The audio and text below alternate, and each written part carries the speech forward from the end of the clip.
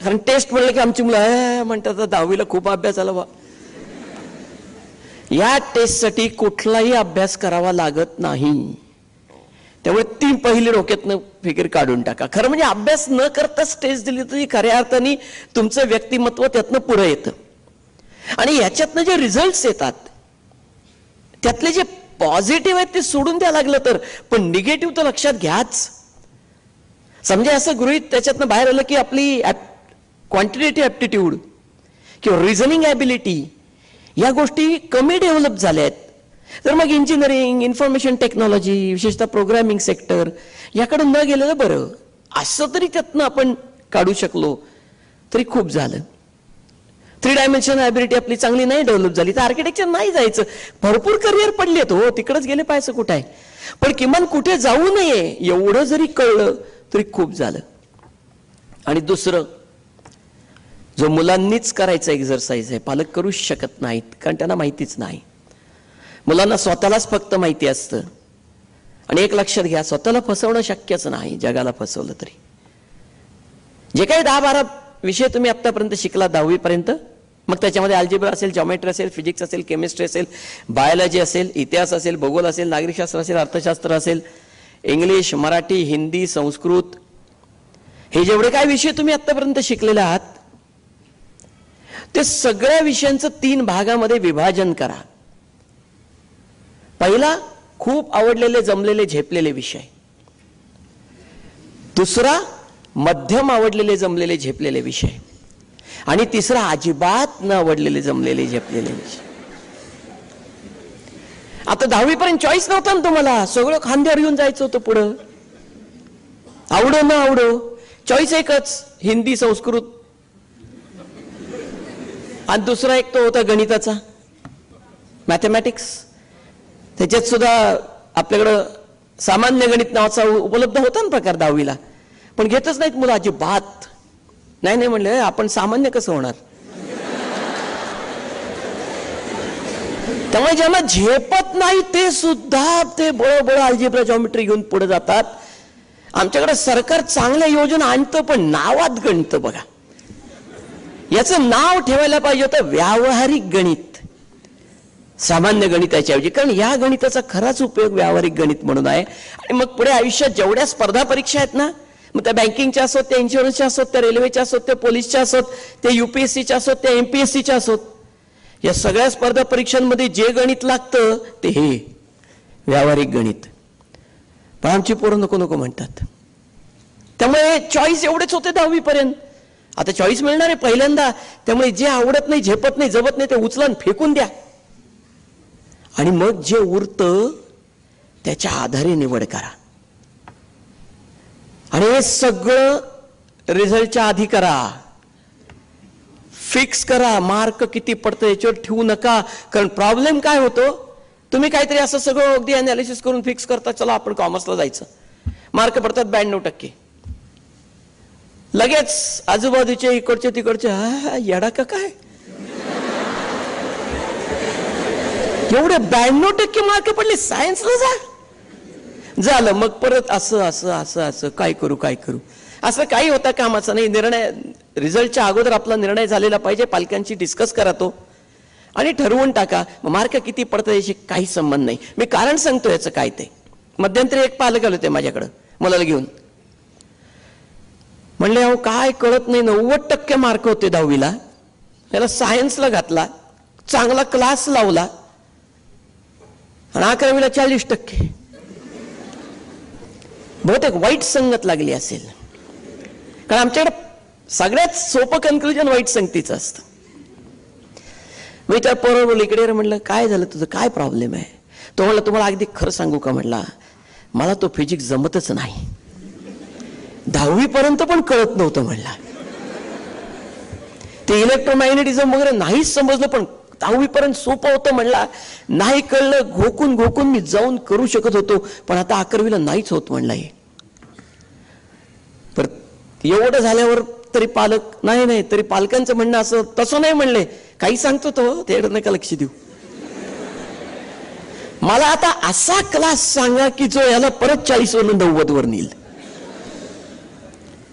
एवढे पालक भेटतात ना, सगळ्यांचं एक वैशिष्ट्य आहे बरं का, सगळे पालक एक सुरात एकच गोष्ट मुलाबद्दल किंवा मुलीबद्दल सांगतात, काय डोकं अफाट आहे म्हणले.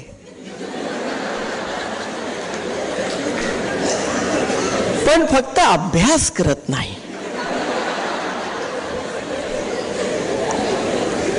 फार क्वचित एखादा पालक भेटतो की म्हणतो, नाही मला माहिती आहे माझा मुलगा मीडियाकर आहे, त्याची कुवत तेवढी आहे, त्या दृष्टीने काय करता येईल ते पुढे सांगा. बाकी बहुतेक सगळी ही वस्तुस्थिती मान्य करत नसल्यामुळे पुढे हा प्रॉब्लेम्स येतात. अजून एक उदाहरण सांगतो. गेल्या वर्षी आत्ता एक 4 महिन्यापूर्वी मार्च मध्येच एक मुलगा 11वी फोन आला मला, 11वी कॉमर्स 75% मार्क म्हणून कॉमर्सला गेलेला. मला म्हणलं कॉमर्स आपल्याला झेपतच नाही. म्हणलं पण मग गेला कशाला? नाही म्हणलं काय झालं, आमचा 5-6 मुलांचा मित्रांचा ग्रुप होता, सगळे म्हणले कॉमर्सला, मी पण गेलो कॉमर्सला. पण आता लक्षात येतं हे नाही बा आपल्याला जमत. बरं म्हणलं तुला काय आवडायचं, काय आवडत होतं, काय आवडतं? तो म्हणला मला 8वी 9वी 10वी 3 वर्ष टेक्निकल विषय होता आणि मला टेक्निकल भयंकर आवडतं. मग म्हटलं अरे बाबा आता तरी सावध हो, जाऊ दे 1 वर्ष गेलं तर गेलं, मागं जा आणि मग 10वी नंतरचं आयदर ITI डिप्लोमा अशा कुठल्या तरी टेक्निकल ब्रँचमध्ये शिर, आयुष्याचं कल्याण तरी वेळ. कॉमर्समध्ये पुढे जाऊन तुझं काहीच होण्याची शक्यता नाही. आणि त्यामुळे हे स्वतःचं सेल्फ अनालिसिस करणं आणि प्रामाणिकपणे हे पुढच्या करिअर निवडीच्या दृष्टीने खूप महत्वाचं आहे. आपल्याला काय जमते झेपते आणि काय जमत नाही झेपत नाही, या दोन्हीचंही बॅलन्सिंग करून पुढची निवड करायला पाहिजे. आता आमच्याकडं समज असा आहे की 10वी नंतर काय एवढं विशेष आहे, आर्ट्स सायन्स कॉमर्स आहेच काय अजून, असं नाही आहे. 10वी नंतर अनेक मार्ग उपलब्ध होतात आमच्याकडं. थेट 10वी नंतर अगदी बेसिक पासून सुरुवात केली तर पहिला मार्ग आहे ITI. आता आमच्याकडे ITI बद्दलचा गैरसमज आहे, ITI म्हणजे कामगार. पण आज ITI सुद्धा काही काही इतके चांगले आहेत, इंडस्ट्रीजनी दत्तक घेतलेत. भारत फोर्ज असेल, महिंद्रा असेल, बजाज ऑटो असेल, अशा कंपन्यांनी ITI दत्तक घेतलेत आणि त्याचं इतके उत्तम इन्स्ट्रुमेंटेशन आहे, इतके चांगले शिक्षक त्यांनी नेमलेत की इंजिनिअरिंग कॉलेजपेक्षा जास्त चांगले ITI झालेत आमच्याकडे काही, अशी परिस्थिती आहे. आणि ITIच्या विद्यार्थ्यांना अगदी प्रायव्हेट ऑर्गनायझेशन्समध्ये तर जॉब्स आहेतच, पण रेल्वे पासून डिफेन्स पर्यंत आणि महावितरण पासून एसटी महामंडळापर्यंत सगळीकडे ITI लागतात. आणि आता स्किल इंडिया नावाचं जे काय आमच्याकडे येऊ घातलंय त्याच्यामध्ये स्किल, आणि स्किल काय आहे तर ITI मध्ये स्किल आहे. या स्किलशी संबंधित जेवढ्या काही गोष्टी, विशेषतः मॅन्युफॅक्चरिंग सेक्टर आमच्याकडे जो वाढणार आहे, तिथं जो स्किल लागणार आहे तो यातनं उभा राहतो. आणि ITI मध्ये चांगला परफॉर्मन्स झाला त्या मुलाला डिप्लोमा इंजिनिअरिंगला जाता येतं ना. असं काही नाही ITI झालं की शिक्षण संपलं, असं अजिबात नाही. तेव्हा हा एक मार्ग. दुसरा आमच्याकडे 12वी व्होकेशनल, पूर्वी त्याला MCBC किमान कौशल्य अभ्यासक्रम म्हणायचे, आता त्याला व्होकेशनल नाव बदललं फक्त, बाकी काही फरक नाही पडला. आमच्याकडे 20 प्रकारचे त्याच्यात कोर्सेस आहेत. या 12वी व्होकेशनलचं वैशिष्ट्य असं आहे की 12वीची बोर्डाची परीक्षा रीतसर आर्ट्स सायन्स कॉमर्स सारखी. दुसरं मराठी आणि इंग्रजी हे दोन्ही विषय सेम आर्ट्स सायन्स कॉमर्सचे.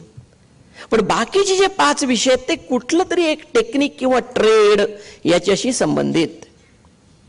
आणि मग त्याच्यामध्ये इंजिनिअरिंग रिलेटेड ट्रेड्स आहेत, मेडिकल रिलेटेड ट्रेड्स आहेत, कॉमर्स रिलेटेड ट्रेड्स आहेत, ॲग्रिकल्चर रिलेटेड ट्रेड्स आहेत, even home science related trades आहेत. म्हणजे फॉर एक्झाम्पल 12वी बोर्डाची परीक्षा बेकरी किंवा कुकरी हा सब्जेक्ट देऊन देता येते. ज्यांना पुढे हॉटेल मॅनेजमेंटला जायचंय त्याने कशाला आर्ट्स सायन्स कॉमर्सच्या भानगडीत पडायचं? त्याने 12वी सरळ बेकरी किंवा कुकरी करावं, बोर्डाची परीक्षा रीतसर उत्तम मार्क घ्यावेत आणि पुढे जावं हॉटेल मॅनेजमेंटला, काही प्रॉब्लेम नाही. कारण ह्या 12वी व्होकेशनल झालेल्या विद्यार्थ्यांना पुढे 12वी नंतर पुढे शिकायचं असेल तर आर्ट्सला जाता येतं, कॉमर्सला जाता येतं, त्यांना BBAला जाता येतं, त्यांना BCAला जाता येतं, त्यांना हॉटेल मॅनेजमेंटलाही जाता येतं. तेव्हा असं काही नाही आहे की त्याच्यानंतर पुढे काय करायचं. उलटा हा कोर्स एवढ्याकरता काढलाय की ज्यांना 12वी नंतर आपल्या पायावर उभं राहायचंय त्यांनाही सक्षमीकरण झालं पाहिजे आणि ज्यांना पुढे शिकायचे त्यांनाही ऑप्शन उपलब्ध झाला पाहिजे. तेव्हा हाही एक ऑप्शन आहे. तिसरा ऑप्शन मुलींकरता आहे, त्याचं नाव होम सायन्स. आमच्या मुली अजिबात जात नाहीत. त्यांना असं वाटतं तिथं फक्त स्वयंपाक करायला शिकवतात. आता म्हणले घरी आई तोच पिढा करणार, तिथं जाऊन तेच करायचं सांगितलं कोणी उद्योग. पण प्रत्यक्षामध्ये होम सायन्समध्ये लाईफ स्किल्स शिकवली जातात, ज्याच्यामध्ये इंटिरियर डिझायनिंग इथपासून न्यूट्रिशन पर्यंत आणि चाइल्ड डेव्हलपमेंट पासून ते बेकरी कुकरी पर्यंत सर्व गोष्टी तुम्हाला शिकवल्या जातात. आणि मग हा 5 वर्षाचा डिग्री कोर्स केल्यानंतर मुली स्वतःच्या पायावर उत्तम उभ्या राहू शकतात. त्यामुळे कुठेतरी बघण्याचा दृष्टिकोन बदलणं गरजेचं आहे. ज्यांच्या हातात कला आहे, चित्रकला उत्तम काढतात, रांगोळी उत्तम काढतात. आमच्याकडे गंमत आहे, 9वी पर्यंत यांचं खूप कौतुक होतं, काय चित्र काढतो, काय रांगोळी काढतो, वा वा वा. जसं 10वी उजाडतं बस झालं ते आता चित्रण रांगोळ्या, आता अभ्यास करा. गंमत अशी आहे, या चित्रकला आणि रांगोळी याच्या जोरावर विद्यार्थ्यांना 10वी नंतर थेट करिअर उपलब्ध आहे. त्याचं नाव आहे डिप्लोमा इन फाईन आर्ट्स. 2, 3, 4 वर्षाचे डिप्लोमा कोर्सेस आहेत हे. आणि कॉम्प्युटर क्षेत्राचं जे मल्टीमीडिया ॲनिमेशन आहे त्या क्षेत्रामध्ये लागणारी जी स्किल्स आहेत ती या डिप्लोमातनं घडवली जातात. फक्त ड्रॉइंगच्या जोरावर थेट जायचा डिप्लोमा. आमच्याकडे त्यातल्या त्यात डिप्लोमा कुठला माहितीये तर तो इंजिनिअरिंगचा डिप्लोमा. पण तिथं सगळ्यात मोठा गोळ आहे, कारण 10वी नंतर ज्यांना पुढे इंजिनिअरिंगच करायचे त्यांच्या पुढे एक मोठा प्रश्न येऊन उभा राहतो की 10वी नंतर इंजिनिअरिंग डिप्लोमा करावा 3 वर्षाचा आणि मग त्यातनं थेट सेकंड इयर इंजिनिअरिंगला ऍडमिशन मिळून 3 वर्षात इंजिनिअरिंग डिग्री करावी, का 11वी 12वी सायन्स करून 4 वर्षाचं इंजिनिअरिंग करून इंजिनिअरिंग डिग्री करावी. कारण दोन्ही मार्गाने 6 वर्ष लागतात, 3 अधिक 3 आणि 2 अधिक 4. आणि त्यामुळे कन्फ्युजन सगळ्यात जास्त असतं. आता याला कुठलाही थंब रूल नाही, पण काही बेसिक्स सांगतो. ऍडव्हान्टेज डिसएडव्हान्टेजेस काय, 10वी नंतर थेट डिप्लोमाला जाण्याचे ऍडव्हान्टेज काय. एक, 10वीला बरेचदा बरे मार्क मिळतात, बेस्ट ऑफ 5 का असे ना पण मिळतात. आणि मग ते चांगलं डिप्लोमाचं कॉलेज, चांगला कोर्स मिळण्याची शक्यता जास्त असते. 2, हे 12वी नंतरची सीईटी, ती जेई, ते सगळे क्लासेस, नंतर ती इंजिनिअरिंगची ऍडमिशन प्रोसेस, हे सगळं झाल्यानंतर इंजिनिअरिंगचं पहिलं वर्ष होतं तर फारच वाईट, 40% पोरांच्या दांड्या उडतात तिथं. हे सगळं टाळून इंजिनिअरिंग डिग्रीच्या सेकंड इयरला डायरेक्ट प्रवेश मिळवण्याचा शॉर्टकट म्हणजे डिप्लोमा. तिसरा ऍडव्हान्टेज, ज्या विषयात तुम्ही डिप्लोमा केलाय त्याच विषयात पुढे डिग्री करत असल्यामुळे डिग्री कोर्स सोपा जातो.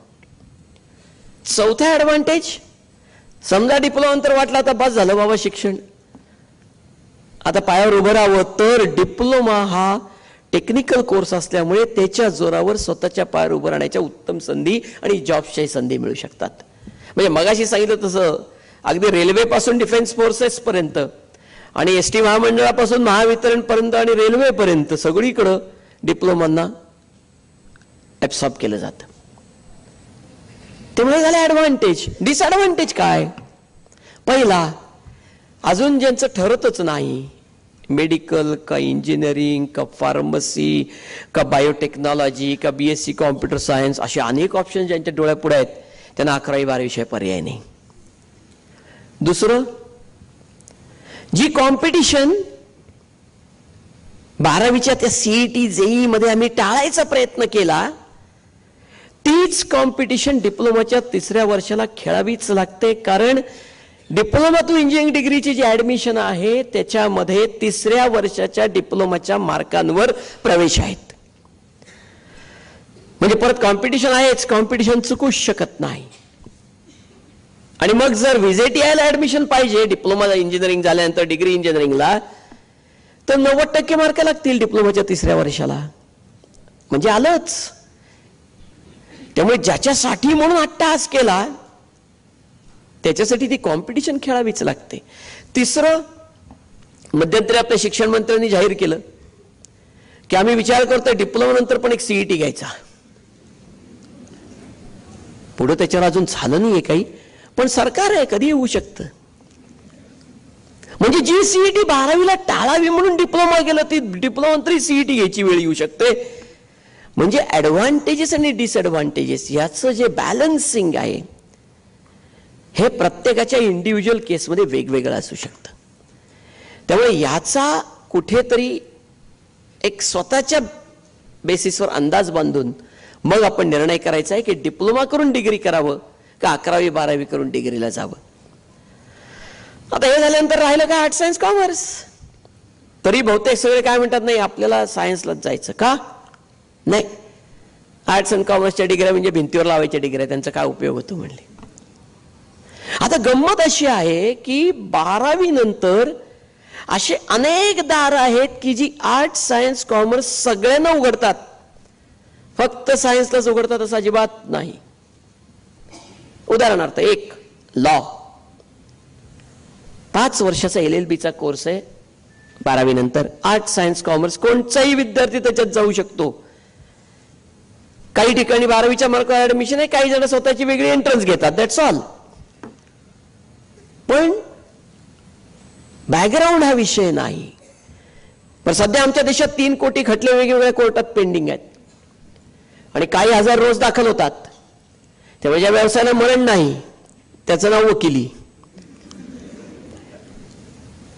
त्यामुळे ज्यांना या क्षेत्रात जायचंय त्यांनी आर्ट्स सायन्स कॉमर्स याचा विचारच करायची गरज नाही. मात्र काही ऍप्टिट्यूड ॲबिलिटीज आमच्याकडे पाहिजेत. 1 रिझनिंग ॲबिलिटी पाहिजे बऱ्यापैकी. 2 वाचन आणि लेखनाची खूप आवड पाहिजे, कारण या फील्डमध्ये तेच सगळ्यात महत्वाचं आहे. 3 समाजात मिसळण्याची आवड पाहिजे. 4 थोडंसं तरी पब्लिक स्पीकिंग ॲबिलिटीज पाहिजेत. या सगळ्या जोरावर विद्यार्थी लॉचं 5 वर्षाचं करिअर उत्तम पैकी करू शकतात. लॉ मध्ये सुद्धा वेगळी अपॉर्च्युनिटी उपलब्ध आहे. जसं इंजिनिअरिंग मध्ये IIT इज द बेस्ट, तसं लॉ मध्ये national law school is the best. आणि या नॅशनल लॉ स्कूल्स मधनं बाहेर पडणाऱ्या विद्यार्थ्यांना कॉर्पोरेट कंपन्या उचलून घेऊन जातात अशी त्यांची खाती आहे. संबंध देशात 14 नॅशनल लॉ स्कूल्स आहेत. महाराष्ट्रात अजून नाही, म्हणतायत नागपूरला होणार आहे म्हणून, होईल कदाचित 2 वर्षात. या सगळ्या नॅशनल लॉ स्कूलची एक एकत्र एंट्रन्स एक्झाम 12वीच्या वर्षी असते, त्याला क्लॅट असं म्हणतात. आर्ट्स सायन्स कॉमर्स कोणताही विद्यार्थी ती परीक्षा देऊ शकतो, कारण त्याचं सिलेबस जे आहे ना ते इयत्ता 10वीचं आहे. 10वी पर्यंत इंग्लिश, 10वी पर्यंत व्यावहारिक गणित, 10वी पर्यंत सामान्य ज्ञान, 10वी पर्यंतची रिझनिंग ॲबिलिटी आणि ॲप्टिट्यूड फॉर लिगल फील्ड. त्यामुळे ह्याचा वेगळा अभ्यास नाही. आपण जे काही शिकतोय त्याच्यापेक्षा हे सगळं वेगळंच असतं. त्यामुळे आर्ट्स सायन्स कॉमर्स कोणालाही जाता येतं. ही परीक्षा तुम्ही उत्तम पास झालात तर तुम्हाला नॅशनल लॉ स्कूल्समध्ये प्रवेश मिळू शकतो. असं दुसरं करिअर, सध्या आमच्याकडे कुठलंही टीव्ही लावा, चॅनेल सर्फ करा, कुठल्या ना कुठल्या तरी चॅनेलवर कोणी ना कोणीतरी तुम्हाला स्वयंपाक करताना दिसतोच. शेफ म्हणतात त्याला. मगाशी सरांनी हॉटेल मॅनेजमेंट बद्दल सांगितलं. हॉटेल मॅनेजमेंट या फील्डमध्ये ज्यांना जायचंय त्यांनाही arts science commerce even vocational मगाशी सांगितलं तो कुठल्याही बॅकग्राऊंड मध्ये गेले तरी प्रवेश आहे.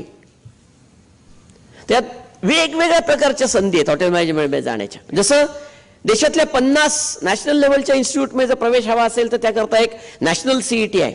आपली दादरची इन्स्टिट्यूट त्याच्यामध्ये आहे. या CET मधनं तुम्ही थ्रू झालात 12वी आर्ट्स सायन्स कॉमर्स व्होकेशनल कुणी तर तुम्हाला त्या इन्स्टिट्यूटमध्ये प्रवेश मिळू शकतो. CETचे विषय काय? इयत्ता 10वी पर्यंत इंग्लिश, 10वी पर्यंत गणित, 10वी पर्यंत रिझनिंग ॲबिलिटी, 10वी पर्यंत जनरल नॉलेज आणि aptitude for service field, that's all. सगळं नाही जमलं तर महाराष्ट्राची वेगळी CET आहे. जे काय 10-12 कॉलेज DT रिकॉग्नाइज्ड आहेत त्यांच्याकडे वेगळं, त्यांच्यासाठी वेगळी CET महाराष्ट्र सरकार घेतं, डायरेक्टरेट ऑफ टेक्निकल एज्युकेशन. CETचा पोर्शन हाच.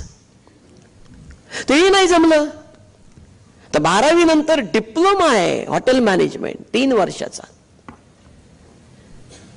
आणि या डिप्लोमाची ऍडमिशन फक्त 12वीच्या मार्कावर आहे. त्याला कुठली CET नाही, काय नाही. आता पुढच्या काही दिवसात DTचं नोटिफिकेशन वर्तमानपत्रात DTच्या साईटवर झळकेल, पोस्ट HSC डिप्लोमा कोर्सेस म्हणून.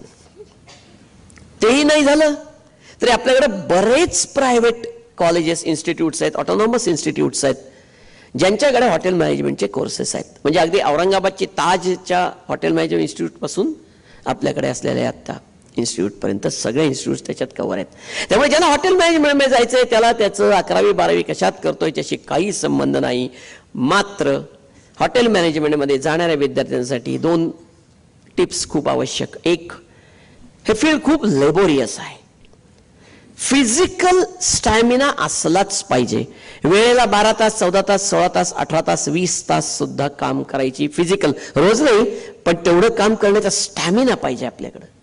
आणि तेही डोक्यावर बर्फ आणि तोंडात खडीसाखर ठेवून. कारण रात्री 10 वाजता जर हॉटेलमध्ये कोणी गिऱ्हाईक आलं तर हे काय वेळ आहे काय यायची, नाही चालणार. त्यामुळे हे ज्यांच्याकडे स्किल्स आहेत त्यांना हॉटेल मॅनेजमेंट फील्डमध्ये भरपूर स्कोप आहे. तिसरं, मगाशी जर सांगितलं ज्यांचं ड्रॉइंग चांगलं आहे, केवळ त्या ड्रॉइंगची जर अनेक अपॉर्च्युनिटी आहेत 12वी नंतर. आर्ट सायन्स कॉमर्स सगळ्यांना. सगळ्यात पहिलं म्हणजे आर्किटेक्चर. गंमत अशी की आमच्याकडे समज असे की आर्किटेक्चरला जायचं असेल तर सायन्सलाच गेलं पाहिजे. चूक. आर्किटेक्चरला जायचं असेल तर आर्ट्स चालतं 12वी पर्यंत, कॉमर्स चालतं 12वी पर्यंत, सायन्स चालतं 12वी पर्यंत. मात्र एकच अट की 12वीच्या वर्षी किंवा 11वी 12वी 2 वर्ष आपला मॅथमॅटिक्स हा विषय, आर्ट्स कॉमर्स सायन्स कुठेही असला तरी असला पाहिजे. आणि मग 12वी नंतर नाटा नावाची परीक्षा आहे. 200 मार्काच्या परीक्षेत किमान 40% मार्क मिळाले तर आपल्याला आर्किटेक्चरचे दार उघडतात. एक पेपर ड्रॉइंगचा आणि दुसरा पेपर क्रिएटिव्हिटी किंवा ऍप्टिट्यूडचा. That's all. मग ही नाटाची परीक्षा अशी आहे जी आत्ता 12वी पास झाले विद्यार्थ्यांना अजूनही देता येईल. ऑनलाईन परीक्षा आहे, कधीही द्या. कारण प्रोसेस सुरू व्हायची अजून आर्किटेक्चर एंट्रन्सची. अशीच दुसरी एक परीक्षा आहे. देशभरातल्या सगळ्या गव्हर्नमेंट आर्किटेक्चर कॉलेजमधल्या 15% जागा ज्या परीक्षेत मिळवता येतात त्या परीक्षेचं नाव आहे JEE पेपर 2. आमच्याकडे JEE म्हटल्यावर फक्त इंजिनिअरिंग एंट्रन्स एक्झाम एवढंच आम्हाला सगळ्यांना आठवतं. आणि कारण JEE मध्ये पेपर 2 आहेत. Paper 1 is for engineering entrance exam आणि paper 2 is for architecture entrance exam. त्यामुळे ज्यांना आर्किटेक्चरला जायचंय, सायन्सला असतात तर पेपर 1 पेपर 2 दोन्ही द्या आणि कॉमर्स आर्ट्सला असतात तर किमान पेपर 2 तरी द्या. कारण पेपर 2 मध्ये एक पेपर मॅथमॅटिक्सचा आहे आणि दुसरा पेपर हा ड्रॉइंगचा आहे. आर्किटेक्चर फील्ड सगळ्यांना open. BFA bachelor of fine arts. आज JJ स्कूल ऑफ आर्ट्सचं नाव जगात गाजतंय. ज्यांना JJ स्कूलला जायचंय त्यांच्यासाठी खरं म्हणजे 11वी 12वी आर्ट सायन्स कॉमर्स कशात नाही जाऊन काहीच फरक पडत नाही. कारण JJ स्कूल पासून आणखीन अशी 10-15 जी कॉलेज आहेत त्यांची वेगळी एंट्रन्स एक्झाम 12वीच्या वर्षी होते. Department of arts government of Maharashtra he BFA CET घेतं. सिलेबस काय हो? 4 ड्रॉइंगचे पेपर, दॅट्स ऑल. बाकी काही नाही. आणि मग JJ सारख्या संस्थेमधनं जर तुम्ही BFA झालात तर स्कोप तर आहेच, प्लस मल्टीमीडिया ॲनिमेशन मध्ये पण तुम्हाला चांगल्या संधी मिळू शकतात. Designing, interior designing, product designing, fashion designing अशा क्षेत्रात ज्यांना 12वी नंतर असेल त्यांनाही आर्ट सायन्स कॉमर्स काहीच फरक पडत नाही. कोणालाही प्रवेश आहे. आमच्या देशातलं सर्वोत्कृष्ट डिझायनिंग इन्स्टिट्यूट आहे अहमदाबादला, NID नावाची, national institute of designing. Product designing, fashion designing, interior designing असे कोर्सेस आहेत तिथे. त्या NIDची 12वीच्या वर्षी एक एंट्रन्स एक्झाम होते. त्याच्यामध्ये पेपर काय हो? एक ड्रॉइंग आणि दुसरा aptitude for designing. That's all. अशीच दुसरी इन्स्टिट्यूट आहे NIFT, national institute of fashion technology, मुंबईत आहे. वेगळी एंट्रन्स. हेच विषय. त्यामुळे डिझायनिंग हे पण क्षेत्र असं आहे की आर्ट सायन्स कॉमर्स सगळ्यांना जाता येऊ शकतं. BBA BBM म्हणजे बेसिकली मॅनेजमेंट रिलेटेड कोर्सेस. या कोर्सेस सुद्धा आर्ट सायन्स कॉमर्स कोणालाही जाता येतं. आणि नंतर मग पुढे MBA पर्यंत तुम्ही जाऊ शकता. आणि ज्यांना MBA करायची इच्छा आहे त्यांना खरं म्हणजे कुठलीही डिग्री चालते. BA चालते, BBA चालते, BCom चालते, BMM चालते, BE चालते, LLB चालते, काहीच फरक पडत नाही. सगळ्यांना MBA करायचा चान्स आहे. त्यामुळे ज्यांना MBA करायचंय त्यांना BBA BBM अशाही डिग्र्या पॉसिबल आहेत.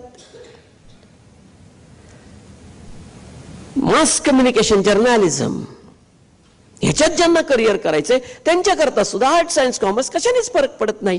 कारण 12वी नंतर त्याचेही कोर्सेस आहेत आणि त्याचे अतिशय चांगले कोर्सेस हे खरं म्हणजे पोस्ट ग्रॅज्युएशन लेवलला आहेत.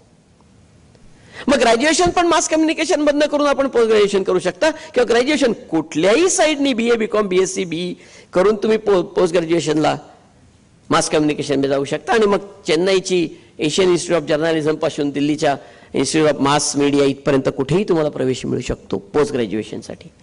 याही फील्डमध्ये जायला बंधन नाही ना आर्ट्स असं कसलंच.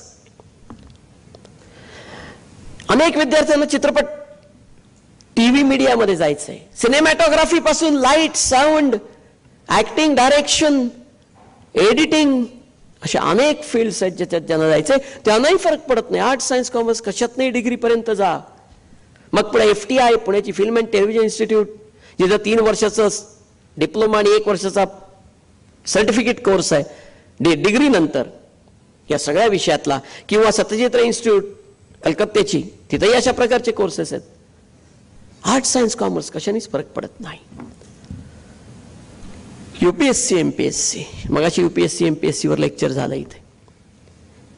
UPSC MPSC पासून सर्व प्रकारच्या स्पर्धा परीक्षा, मग त्याच्यामध्ये बँकिंग आलं, इन्शुरन्स आलं, स्टाफ सिलेक्शन आलं, त्याच्यामध्ये पोलीस आलं, त्याच्यामध्ये डिफेन्स आलं, रेल्वे आलं, अशा सगळ्या ठिकाणी जाण्याकरता या स्पर्धा परीक्षा द्याव्या लागतात. आणि सगळ्यांचं बेसिक क्वालिफिकेशन हे फक्त ग्रॅज्युएशन आहे.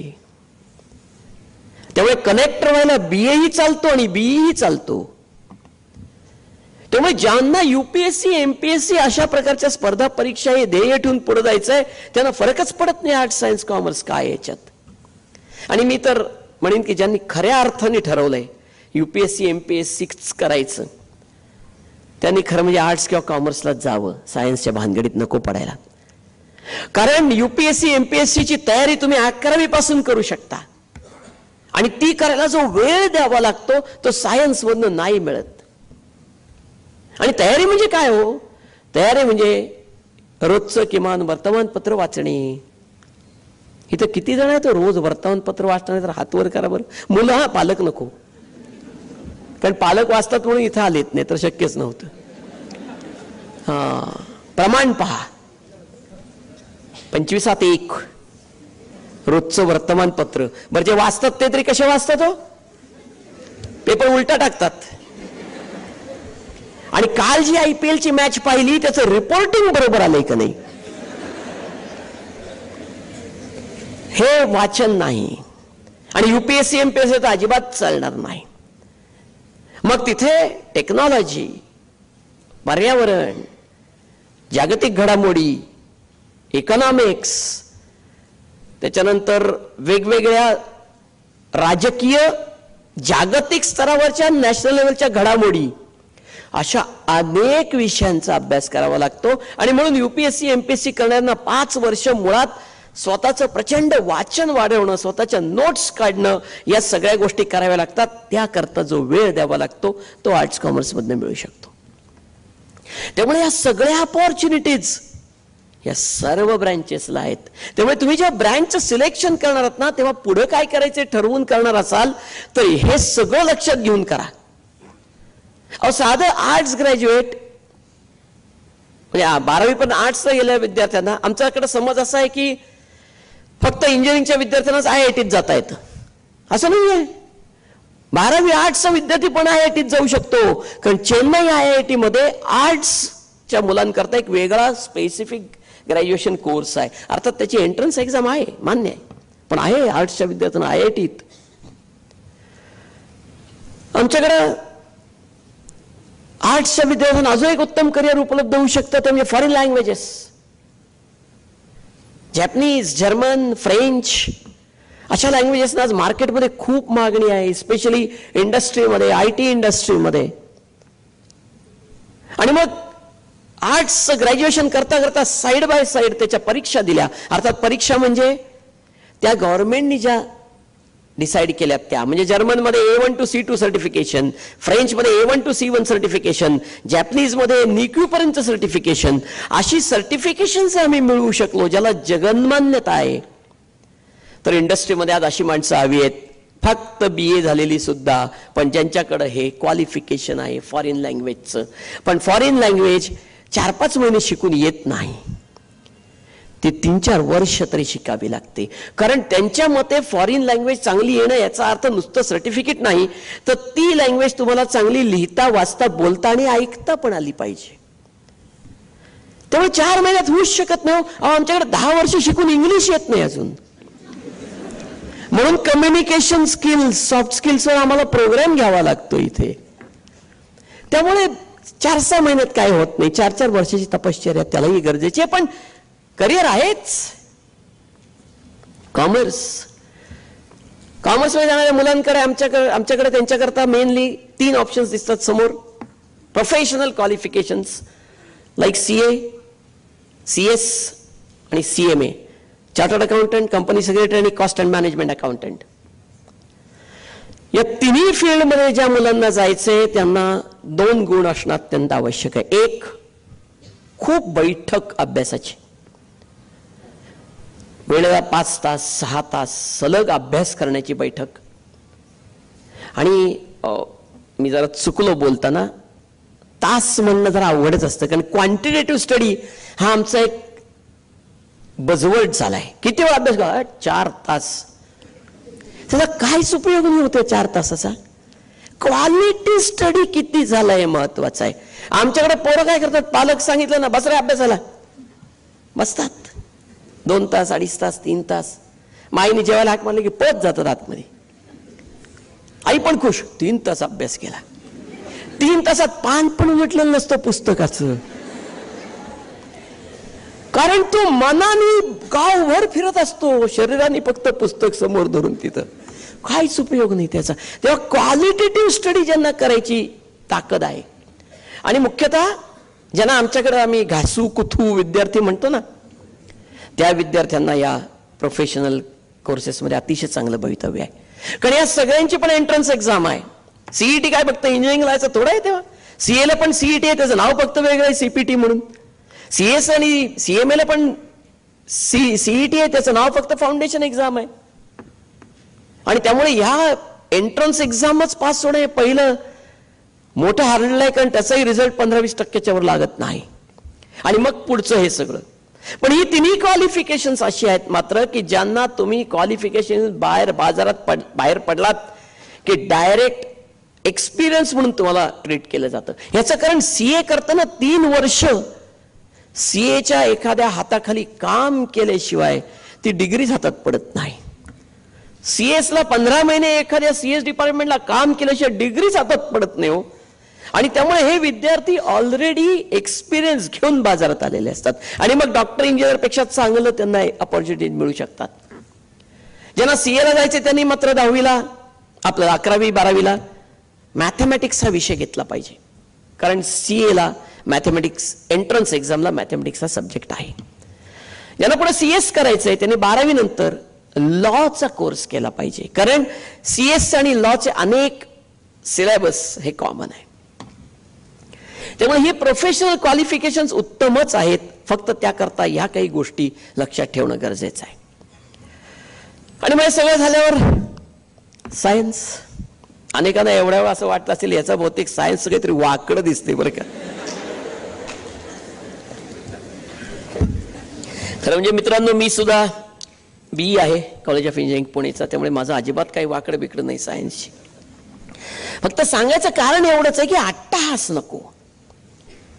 सायन्सला जाणाऱ्या विद्यार्थ्यांच्या डोळ्यापुढे मेनली 4 प्रकारचे options: medical, engineering, IT information technology, BT biotechnology आणि 5वा फार्मसी. खरं म्हणजे सगळे अप्लाइड सायन्सेस आहेत. सायन्सचा खरा उद्देश आहे की R&D रिसर्च, पण हे सगळे अप्लाइड सायन्स. आमची मुलं तिकडेच पळतात, 1000तला एकच फक्त रिसर्चला जायचं म्हणतो. यातल्या ही जी सगळी प्रोफेशन्स आहेत त्याच्यामध्ये जर आपल्याला जायचं असेल तर मात्र 12वीच्या वर्षी आपल्याला एक CET नावाची परीक्षा द्यावी लागते. मग ती मेडिकलची असेल, ती इंजिनिअरिंगची असेल, ती फार्मसीची असेल, ती कुठलीही असेल. आणि मग 12वीला बोर्डाचीही परीक्षा द्यायची आणि CETचीही परीक्षा द्यायची. हे अवघड शिवधनुष्य उचलावं लागतं. मग त्याच्यामध्ये मेडिकलची CET असेल ज्या 18 प्रकारच्या आहेत, इंजिनिअरिंगची CET असेल जी आतापर्यंत एकच प्रकारची होती जेई, आता कालच शिक्षण मंत्र्यांनी सांगितलंय पुढच्या वर्षीपासून महाराष्ट्राची वेगळी सीईटी, त्यामुळे 2 झाल्या आता, महाराष्ट्राची सीईटी आणि सेंट्रलची सीईटी जेई.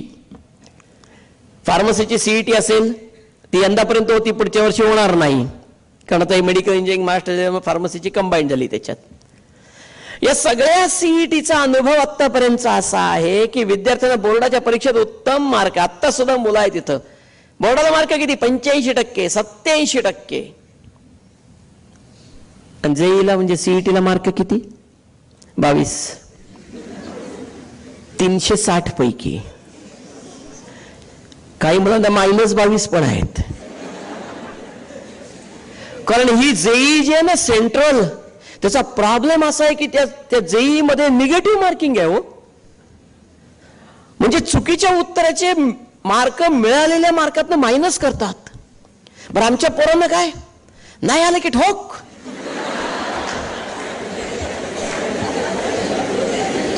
आणि त्यातनं मायनस मार्क मिळालेली मुलं आहेत. मग हे सगळ्यामुळे काय झालं, शेवटी मुलं पालक म्हणायला लागले नाही नाही बस झालं, म्हणले जेई काही खरं नाही, आपल्याला आपली वेगळी करा महाराष्ट्राची. सरकार म्हणतं तुम्हाला काय पाहिजे ते आम्ही तथास्तु म्हणायलाच आहोत. त्यामुळे चला महाराष्ट्राची वेगळी सीईटी करून टाकू. यंदाच्या वर्षीपासून आता महाराष्ट्राची मेडिकलची झालीच आहे, इंजिनिअरिंगची पण वेगळी सीईटी होईल, जी फक्त 12वीच्या पोर्शनवर असेल, ज्याच्यामध्ये निगेटिव्ह मार्किंग असणार नाही. किती थापा मारा काही प्रॉब्लेम नाही. आणि मग तर ती सीईटी सगळ्यात सोपी आहे, कुठलाही अभ्यास केला नाहीत तरी तुम्हाला 40 मार्क त्या सीईटीला 100% मिळणार. कसे ते सांगतो. ABCD मधला एक चॉईस द्यायचा आहे, सगळ्या प्रश्नांची उत्तर ए. प्रोबॅबिलिटी थेअरीनी 40 मार्क कुठे गेले नाहीत.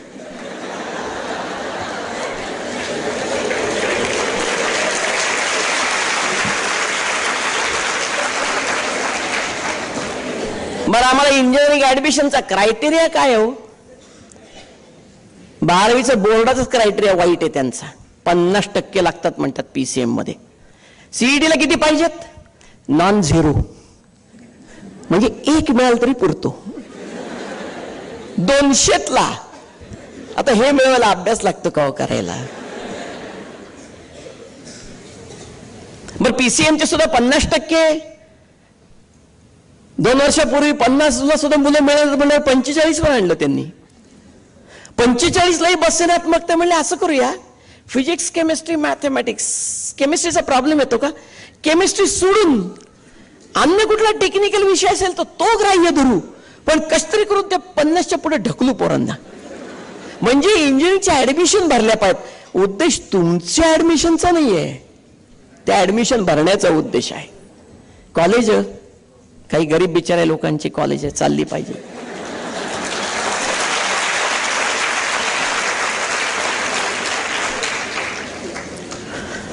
त्यामुळे हे सीईटी प्रकरण हे जरा डेंजरस आहे. आणि मग आमच्या मुलांना का कमी मार्क पडतात हा संशोधनाचा विषय. कारण गेल्या वर्षी आपली जी महाराष्ट्राची मेडिकल सीईटी झाली फक्त आपल्याच महाराष्ट्राच्या बोर्डाच्या पोर्शनवर होती, सेंट्रलच्या नाही. फक्त ती कशी 11वी + 12वीच्या पोर्शनवर होती, निगेटिव्ह मार्किंग होतं.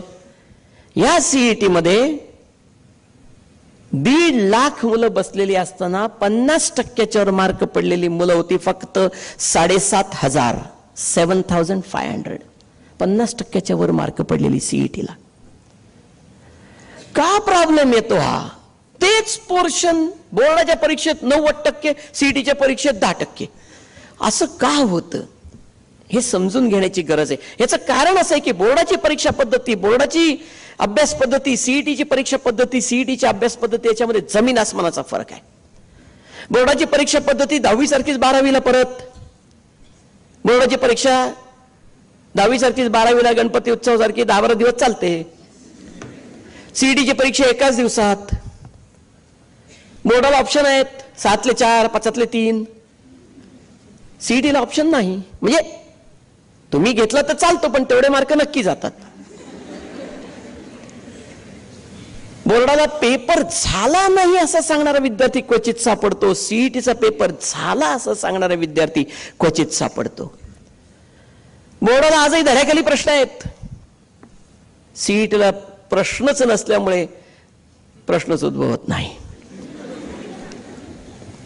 आणि त्यामुळे मग खऱ्या अर्थाने प्रॉब्लेम सुरू होतो. सीईटी मधलं यश मिळवायचं असेल तर मुळात फंडामेंटल अंडरस्टँडिंग, कन्सेप्च्युअल अंडरस्टँडिंग हे अत्यंत महत्वाचं ठरतं. आणि म्हणून 12वीची बोर्डाची तयारीच्या जोडीला सीईटीची तयारी करताना आम्हाला प्रत्येक सब्जेक्टचा अभ्यास त्याही पद्धतीने म्हणजे कन्सेप्च्युअल अंडरस्टँडिंगने करावा लागेल. मेडिकलमध्ये आमच्याकडे 18 प्रकारच्या सीईटी आहेत. किती देता येतील तेवढ्या द्या. महाराष्ट्राची सीईटी वेगळी, असोसिएटची सीईटी वेगळी, भारतीची सीईटी वेगळी, DY पाटीलची सीईटी वेगळी, सेंट्रलची AIPMT वेगळी, वर्धा मेडिकलची वेगळी, अशा 18 आहेत.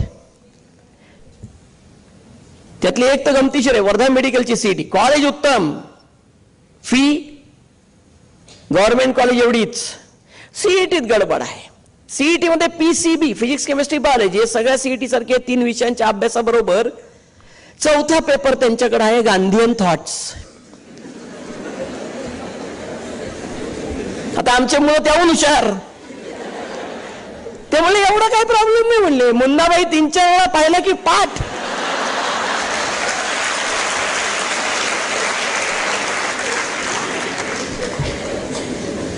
पण माझी आपल्याला रिक्वेस्ट अशी आहे की मेडिकलची ज्यांना सीईटी द्यायची त्यांनी, आता असं म्हणतात की एकच होणार आहे, परत महाराष्ट्रात एकच सीईटी होणार मेडिकलची. पण हा प्रयोग सेंट्रल लेवलला करून झाला, सुप्रीम कोर्टात जाऊन ते प्रकरण कॅन्सल झालं. त्या महाराष्ट्राची सीईटी एकच करायचा प्रयत्न झाला तरी काय होईल परमेश्वराला माहिती आणि सुप्रीम कोर्टाला माहिती. त्यामुळे आपण तयारी केलेली बरी. तर आपल्याला जर द्यायच्या वेळ आल्या तर एक महाराष्ट्राची सीईटी दिलीच पाहिजे, दुसरी असोसिएटेडची सीईटी दिली पाहिजे आणि तिसरी AIPMT नावाची सीईटी दिली पाहिजे. ही सेंट्रल लेवलची सीईटी आहे. या सीईटीचं वैशिष्ट्य असं आहे की 11वी अधिक 12वीचा पोर्शन प्लस आपल्या बोर्डापेक्षा CBSE 10% वर असल्यामुळे 10% तो एक्स्ट्रा अभ्यास आणि निगेटिव्ह मार्किंग असं सगळं त्या सीईटी मध्ये आहे. पण त्याचं वैशिष्ट्य असं आहे की देशातल्या सगळ्या गव्हर्नमेंट मेडिकल कॉलेज मधल्या 15% जागा या AIPMTतनं भरल्या जातात. त्यामुळे ह्या परीक्षेचं महत्व अबाधित आहे. कारण आमच्याकडे महाराष्ट्रातल्या सीईटीतनं जागा किती आहे, तो MBBS ला उपलब्ध 2,500. मुलं किती बसली, 2 लाख. पर्सेंटेज काढा. म्हणजे पहिल्या 2,500 आपण आलो तर गव्हर्नमेंट मेडिकल मिळेल. प्रायव्हेट मेडिकललाही तेवढ्याच जागा आहेत, म्हणजे असं नाही प्रायव्हेटला फार जागा आहेत म्हणून. त्यामुळे ज्यांना मेडिकल सीईटी द्यायची आहे त्यांच्यासाठी AIPMT तेवढीच महत्वाची ठरते. आमच्याकडे मेडिकलचा अर्थ काय समजला गेलाय, मेडिकल म्हणजे MBBS, BDS, BAMS, BHMS, संपला विषय आहे काय नाही काय, असं नाही आहे. मेडिकलमध्ये अनेक ऑप्शन्स उपलब्ध आहेत या सीईटी मधनं. उदाहरणार्थ एक व्हेटरनरी सायन्स, याचा मराठीतला अनुवाद जरा वाईट आहे, जनावरांचा डॉक्टर म्हणतात त्याला. आणि मग आमच्याकडे मुलं म्हणतात आपल्याला माणसांचा डॉक्टर व्हायचं. पण गंमत अशी आहे आज की जनावरांच्या डॉक्टरला बाजारात जेवढी किंमत आहे ना तेवढी माणसांच्या डॉक्टरला राहिली नाही. याचं कारण असं आहे की आज व्हेटरनरी डॉक्टरला गव्हर्नमेंटमध्ये जॉब्स आहेत, प्रायव्हेट स्वतःच काही करता येतं, परदेशात तो याच डिग्रीवर काम करू शकतो. आणि एवढंच नाही तर बँका आणि इन्शुरन्स कंपन्या सुद्धा व्हेटरनरी डॉक्टर्स घेतात. याचं कारण बँका आणि इन्शुरन्स कंपन्यांना डेअरी आणि पोल्ट्री इंडस्ट्रीला जो फायनान्स करावा लागतो, इन्शुरन्स काढावा लागतो, त्यासाठी जे टेक्निकल नो हाऊ लागतं ते फक्त व्हेटरनरी डॉक्टरकडे असतं. 5 गव्हर्नमेंट कॉलेज आहेत आमच्याकडे. सगळ्यात उत्तम कॉलेज मुंबईतलं आहे, 1400 वर्षाचं जुनं कॉलेज आहे, हॉस्पिटल अटॅच स्वतःच. ऍडमिशन प्रोसेस आता जी 12वीला आहेत त्यांच्यासाठी अजून ऍडमिशन, अर्थात अजून सीईटीचा निकालच लागायचा आहे, पण निकाल लागल्यानंतर याची ऍडमिशन प्रोसेस स्वतंत्र आहे. तुमच्या MBBS BDSच्या प्रोसेसशी याचा काही संबंध नाही. मापसू म्हणजे नागपूरचं मत्स्य आणि विद्यापीठ जे आहे त्या विद्यापीठाच्या मार्फत ही ऍडमिशन प्रोसेस केली जाते. त्यामुळे याच्यातनं अर्थातच सीईटीला कमी मार्क असले तरी सुद्धा इथे ऍडमिशन मिळायची शक्यता खूप आहे आणि उत्तम करिअर हे निश्चितपणे उभं राहू शकतं. दुसरा option physiotherapy, speech therapy, occupational therapy. आज दोन्ही फिट आहे का नाही कोणी ठरवायचं? त्याच्या फिजिओथेरपिस्टने ठरवायचं. त्यामुळे हार्ट अटॅक आलेल्या माणसापासून बाळंतपण आलेल्या बाईपर्यंत प्रत्येकाला जी अल्टरनेटिव्ह थेरपी म्हणून दिली जाते त्याचं नाव फिजिओथेरपी. 4 वर्षाचा कोर्स आहे. प्रायव्हेट कॉलेजेसमध्ये आहे, गव्हर्नमेंटमध्ये आहे. फीस त्या मानाने कमी आहेत, म्हणजे प्रायव्हेट मेडिकलच्या मानाने खूपच कमी आहेत. मुलींसाठी फारच चांगला कोर्स, कारण ह्या कोर्समध्ये इमर्जन्सी नाहीत. MBBS डॉक्टरला इमर्जन्सी आहे हो. पेशंटला रात्री बेरात्री तपासावं लागतं, बघावं लागतं. रात्री बेरात्री कोणाचे मानेचे व्यायाम नाही करून घ्यायला लागत. त्यामुळे फिजिओथेरपिस्टचा जॉब डे 10 ते 5. परदेशात उत्तम संधी आहेत. आमच्याकडचे अनेक फिजिओथेरपिस्ट मास्टर्स करून परदेशात सेटल झालेत. उत्तम संधी आहेत. असाच दुसरा कोर्स स्पीच थेरपी. आणि हे सगळे आता तुमची ऍडमिशन प्रोसेस मेडिकलची सुरू झाली की त्यात ओपन होणार आहेत बरं का. स्पीच थेरपी आज कुठल्याही मोठ्या हॉस्पिटलला जा स्पीच थेरपिस्ट मिळत नाही अशी अवस्था आहे. कारण अख्ख्या महाराष्ट्रात म्हणून 40 जागा आहेत. दोन्ही कॉलेज मुंबईत आहेत. आता याच्यात जर तुम्हाला ऍडमिशन मिळाली तर मला वाटतं त्याच्या इतकं चांगलं सुख नाही. हाही एक कोर्स आहे म्हणून लक्षात घेतला पाहिजे. मेडिकलमध्ये अजून एक कोर्स आहे, अर्थात तो आपल्याकडे कोणी जातच नाही. त्याचं नाव आहे BSc नर्सिंग. आमच्याकडे अजिबात जायला तयार नाहीत. खरं तो मुली आणि मुलं दोघांसाठी आहे, पण मुलींसाठी जास्ती आहे. आमच्याकडे दुर्दैवाने त्याला सामाजिक प्रतिष्ठा नाही आणि त्यामुळे मुली अजिबात जायला तयार नाहीत. त्यामुळे केरळमधनं मुली येतात, इथे ऍडमिशन घेतात, इथं कोर्स पूर्ण करतात, परदेशात निघून जातात. आमच्या मुली इथंच राहतात. आज हा 4 वर्षाचा कोर्स केल्यानंतर मुलींना अतिशय उत्तम प्रकारच्या संधी मिळू शकतात. कुठल्याही हॉस्पिटलमध्ये एकही नर्स कधी बेकार राहत नाही. आणि त्यानंतर 2 वर्षाचा भारतातला अनुभव घेतला, CGA, FERENCE, TOEFL सारख्या परीक्षा दिल्या, तर जगाची दारं नर्सेस करता उघडी आहेत. आणि भारतातनं जेवढे सॉफ्टवेअर प्रोफेशनल्स बाहेर जात नाहीत त्याच्यापेक्षा जास्त नर्सेस भारतातनं बाहेर जातात. भारताच्या बाहेर या नर्सेसना डॉक्टरपेक्षा किंवा डॉक्टर एवढाच मान मिळतो. सामाजिक स्टेटस पण आहे आणि 2.5-3 लाख रुपये महिना एवढा पगार पण मिळतो. फक्त आमचा बघण्याचा दृष्टिकोन बदलणं गरजेचं आहे. मेडिकल इंजिनिअरिंगच्या मध्यवर एक ब्रांच आहे, त्याचं नाव आहे फार्मसी. आज जगामध्ये सगळ्या इंडस्ट्री खालीवर होतात. IT इंडस्ट्री वर जाते, खाली येते. ऑटो इंडस्ट्री वर जाते, खाली येते. एकच इंडस्ट्री कायम वर, कधीच खाली नाही. त्याचं नाव आहे फार्मास्युटिकल इंडस्ट्री, औषध कंपन्या. कारण माणसांचे रोग कधीच कमी होत नाहीत, त्यामुळे त्यांचा सेल कधीच डाऊन होऊ शकत नाही. या फार्मसी इंडस्ट्रीला लागणारी सगळी मॅनपॉवर, मॅन्युफॅक्चरिंगची असेल, R&Dची असेल, सेल्स अँड डिस्ट्रीब्युशनची असेल, क्वालिटी अश्युरन्सची असेल, ही सगळी फार्मसी ग्रॅज्युएट्स मधनं तयार होते. क्लिनिकल रिसर्च नावाचा एक अपकमिंग फील्ड आहे, त्याला सुद्धा फार्मसी बद्दल जाता येतं. आज सुदैवाने भरपूर कॉलेज आहेत फार्मसीची. फार्मसीची यावर्षी वेगळी एंट्रन्स झाली आहे, पुढल्या वर्षीपासून वेगळी एंट्रन्स होणारच नाही. कारण मेडिकल आणि इंजिनिअरिंगच्या CET मध्ये, PCM मध्ये किंवा PCB मध्ये कुठलाही एक तुम्ही ऑप्शन दिलात तरी त्याच्यातनं तुम्हाला फार्मसीमध्ये जाता येऊ शकणार आहे.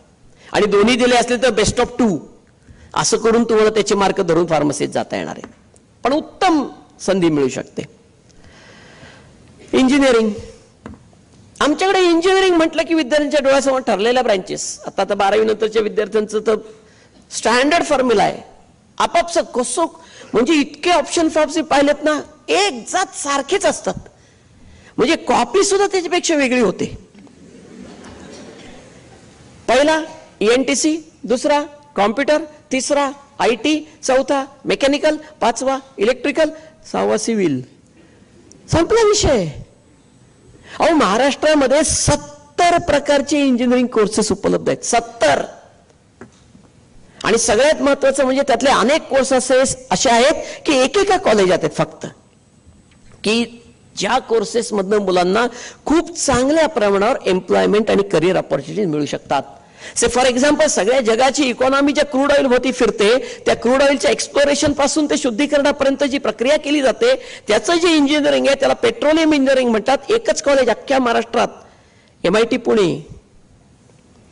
सध्या एन्व्हायरमेंटल क्लिअरन्सेस आणि एन्व्हायरमेंट या विषयाला खूप महत्व आलंय. एन्व्हायरमेंटल इंजिनिअरिंग नावाचा विषय अख्ख्या महाराष्ट्रात एकच कॉलेज, KIT कोल्हापूर.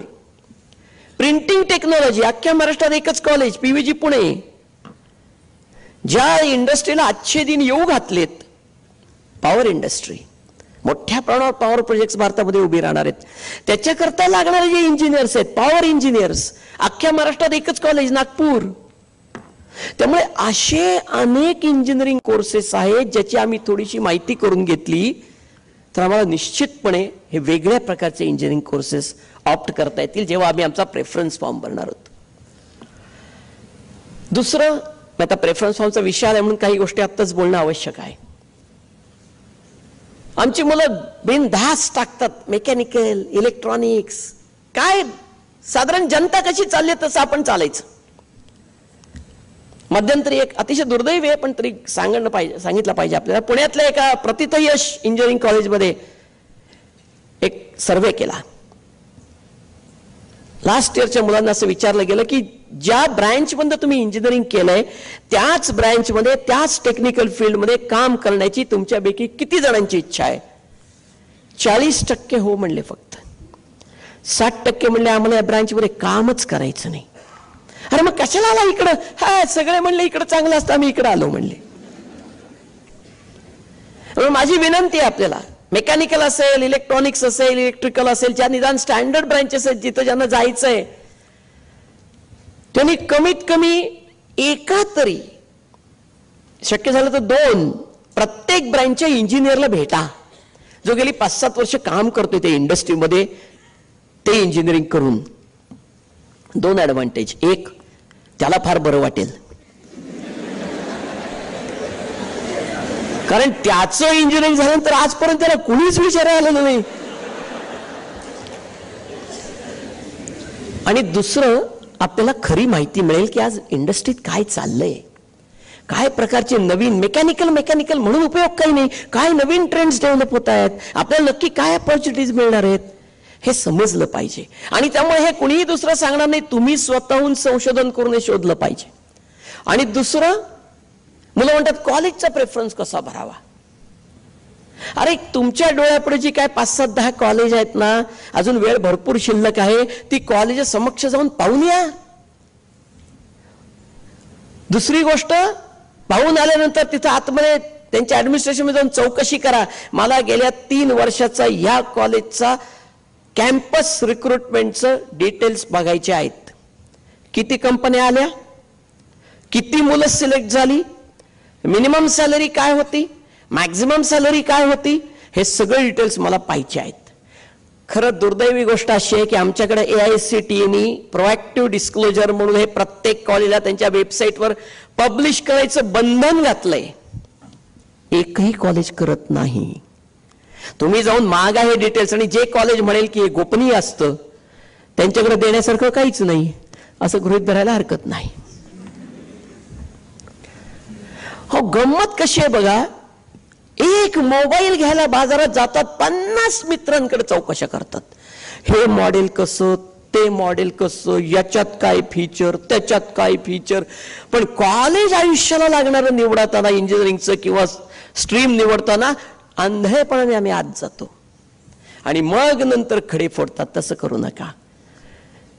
ज्या काय 7-8-10 कॉलेजमध्ये जाणार आहात तिथं अजून दुसरी गोष्ट, आतल्या मुलांशी बोला. आत असलेली मुलं नेहमीच खरं सांगतात. कारण वेबसाईटवर अनेक वेळा ग्लॅमरस गोष्टी दाखवल्या जातात. मुलं खरं सांगतात ना, हे असं काही नाहीच म्हणतात.